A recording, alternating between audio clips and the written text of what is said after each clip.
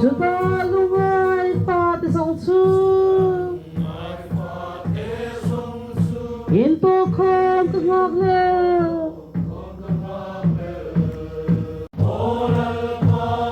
Lon madan molan liam ta Lim na par chay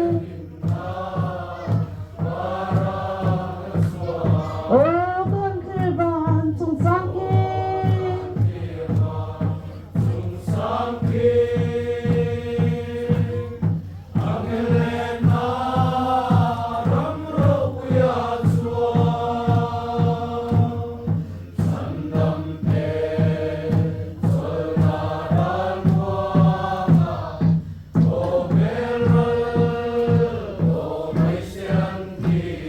Oh kangai patin bularam na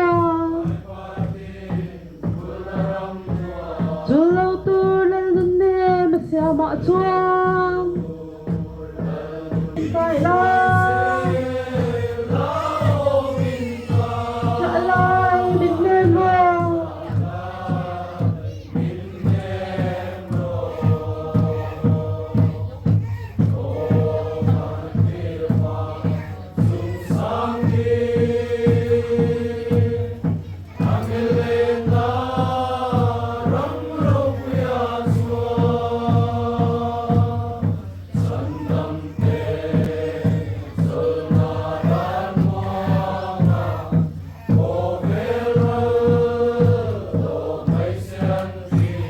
Deram masayon katensuan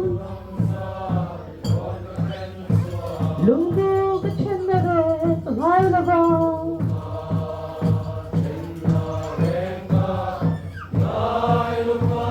Nangai kukuy nantin Suatin lang nakimaksa